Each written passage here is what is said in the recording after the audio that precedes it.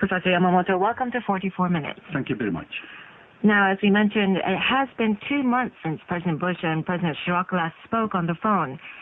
Professor Yamamoto, how do you view this development? This new development means that French President Jacques Chirac has compromised to American President George W. Bush in order to recover the cleavage between the United States and France, especially after the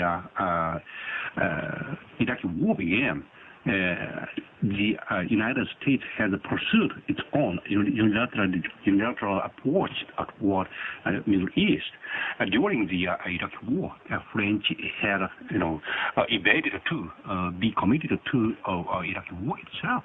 But just before the breakdown of Saddam Hussein regime, French and other European countries, which had not participated in the conflict, had began to embark on reconstruction programs in the Middle East, especially in Iraqi reconstruction program. So far, the French business community has very, very strong interest in be engaged in such reconstruction programs. So far, President Chirac has, pursued its own traditional policy of commercial interest in the Middle East. I think so. But the United States, of course, continues to argue that since they fought the war, it's their right to be able to lead the reconstruction process in Iraq. What do you think about this? The United States, as you mentioned in your early comment, the United States has strongly wanted to participate in the reconstruction program, particularly because the United States had, spent so much money and had delivered so many, soldiers to Iraqi field. So, U.S. business community as well as, U.S. neoconservative groups within and outside Bush administration had strongly insisted on many U.S. business community should be involved in a reconstruction program. Although the United States does want to lead the reconstruction process, when President Bush met with British Prime Minister Tony Blair last week, Mr. Bush expressed that it is vital that the UN actively participates in the reconstruction process.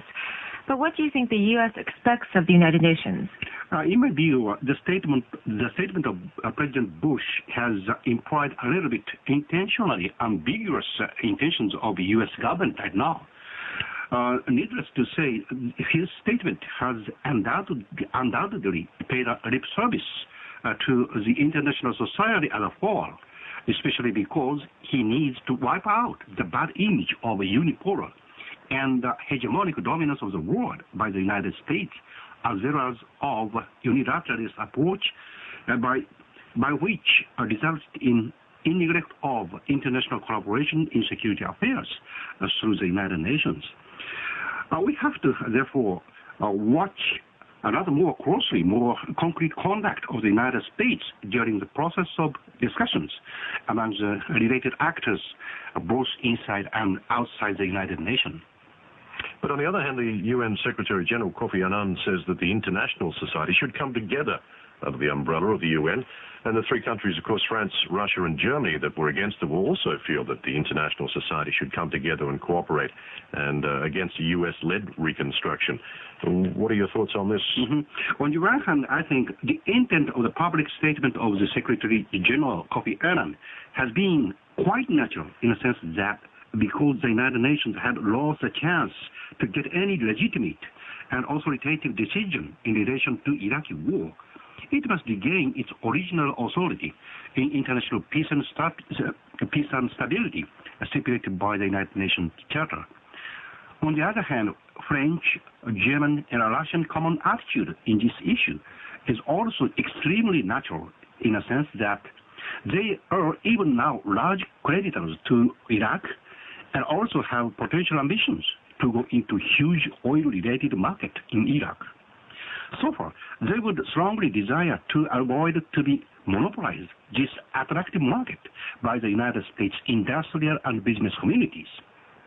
We need to look at these realpolitik approaches by those countries in their common insistence on the general agenda for international collaborative commitment to the reconstruction scheme building as a whole.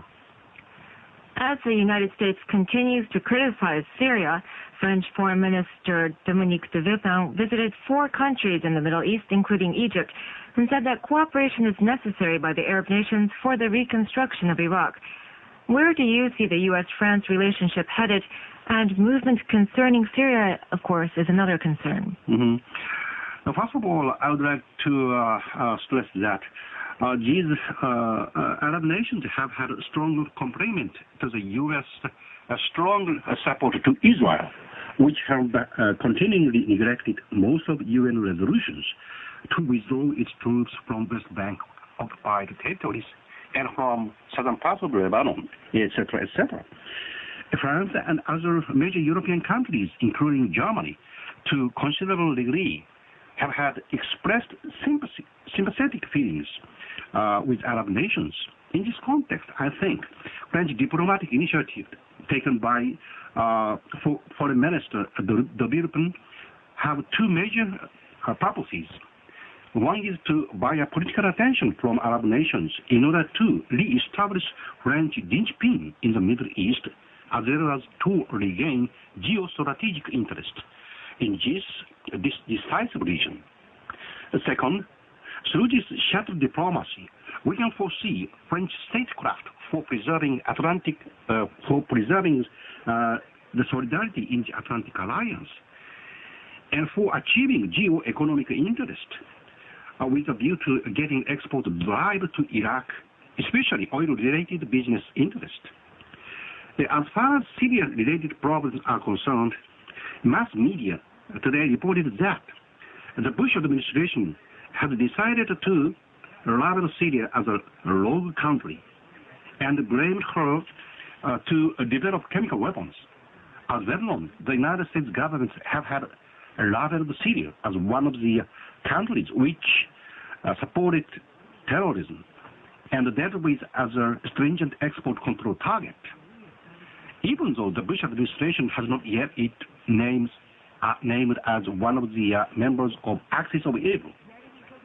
After the breakdown of Hussein regime, there is a little bit a possibility that the neo-conservative groups in and out of the Bush administration would decide to shift its major enemy in the Middle East to Syria as the next target of invasion, in my opinion. Well, what do you think about Japan's role here? Japan has been suggesting that the international society come together in the reconstruction of Iraq, and it seems like Japan may have a role to play now that the U.S. has won the war and trying to run alone. The Koizumi government, as you know well, like other traditional Japanese governments, have pursued, if anything, for a policy of intended ambiguities, mainly due to political constraints in domestic politics, which have stemmed from confusions over the interpretation of Article 9 of the Japanese Constitution. Just before the Iraqi war began, Prime Minister changed his ambiguous stance to support and understand well the United States invasion to Iraq, despite no Security Council resolution to authorize it. The major reason why the Japanese government supports U.S. invasion was to maintain U.S.-Japan alliance relations. In addition to this decision, Japanese present urgent need to have a stability relations with North Korea had been the another reason to support U.S. invasion to Iraq in March 19th. But in this sense, obviously it was more for the favor of Japan by backing the U.S. stance. But do you think Japan can bring the U.S. back to the international stage of cooperation? In other words, has Japan got any influence on the United States' actions? Actually, Japanese government have not so big power to mediate the alliance relations which had cleavaged after the divided decisions in the United Nations. After that, Japanese government had no initiative to recover such an alliance relations between the Western Europe, especially France, Germany, and the United States. Only, see and watch policy of the Koizumi government had prevailed over the around the world. So I have no optimistic prospect for Japanese government to intermediate role between other security member countries and the United States. So basically, you expect that we'll just hear rhetoric or the diplomatic rhetoric of saying we support the United States and we support the international community. That's basically all the Japanese government can do. Mm-hmm. Japanese government has a very big, security interest, especially in relation to North Korea's, nuclear development program. So far, Japanese government have to, take an initiative to bridge building between the United States and North Korea. But right now, Japanese government have not yet taken such an initiative to bridge building a role between the United States and North Korea. But right now, new trend in a multilateral framework for negotiating about the nuclear clandestine activities in North Korea have just now begun. So far, Japanese government should pay attention to such a new trends in the North Korea. This is a very big problem for the Japanese government, for our own security. Sure. But Japan has announced that it will assist in the reconstruction of Iraqi infrastructure maintenance and sending medical supplies and humanitarian assistance.